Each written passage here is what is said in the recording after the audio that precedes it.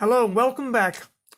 Today I want to talk to you guys about color. Right now I'm in Photoshop and here's the Photoshop color panel and I have a nice colorful image on the page of Jim Carrey. Now if I can get you to look closely to the color panel, and you'll see that right now it's set at RGB. And up here at the corner, I can change it to CMYK, which gives me 4 sliders, but they're 4 sliders for the same color, just a different type of color. So these RGB is red, green, and blue, and that's light, that color that comes right out of your computer and into your eyes. And that is handled differently in graphic design than items that are printed on the page that need to have CMYK color. Anywhere that I click here, it's going to give me some new percentages to make those colors.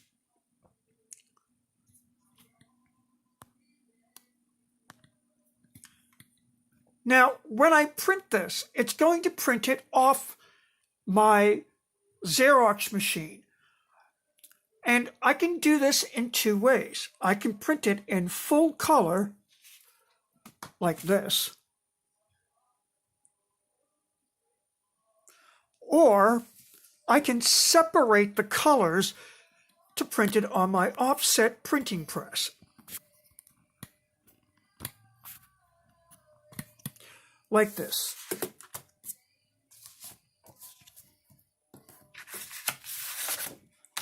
So these 4 sheets of paper that you see in front of you have the same photograph on them. This one right here, if you can read the bottom, it's labeled cyan.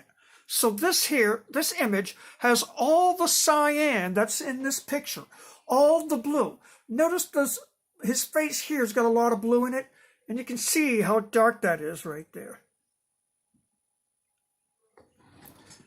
Over here is the magenta. So my magenta plate looks like this. Let's take a look over here. You can see more red in the top corner, on the top there, and as you can see on the magenta, you can see more color or more density. See, it doesn't really matter what color it is. In fact, computers, my first computer in graphic design was completely black and white. It didn't have any color. You didn't need it. You had to print it on a printing press. And they put the color in by doing this process. Well, here's the next one. This one's yellow. So, whatever yellow's in that picture is going to be separated here. And lastly is the black color. And you can see there's not a lot of black, although there is a lot of black on here. When some of these colors overlap, then they turn black. Cyan, magenta, yellow, if they were all printed 100% on top of each other, they would make black. But you can see they're in different percentages on my picture, which are going to give me different percentages of each color on my image.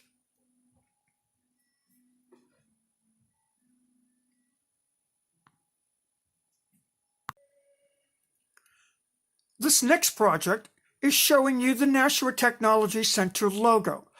That orange color that you see at the top, that's the color that I had you look up on the color wheel. The green is the same green that popped up when you guys punched in the orange color. It gave you this green color and another kind of purplish color. We used black instead. Now when I print this out, again, I'm going to print it on my Xerox machine, and I can certainly print it out in full color if I wanted to.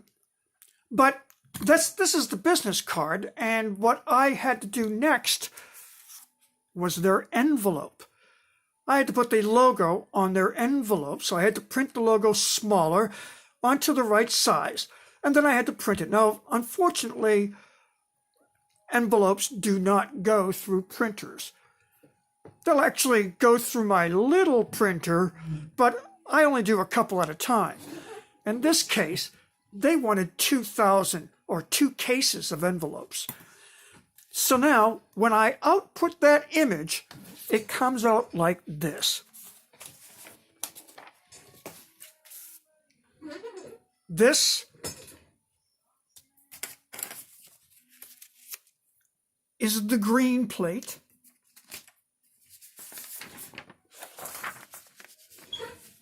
This is the orange. And then lastly, this is the black. You can see that they all have little marks to help the printer line them up properly. But I go a step further. I have a light table right in my office. So if I took this NTC and I can lay this over each other using those little targets to make sure that my image lines up properly. Then I take these out to my printing press and my darkroom, and I get them set up for printing. And I'm going to show you that in the next video.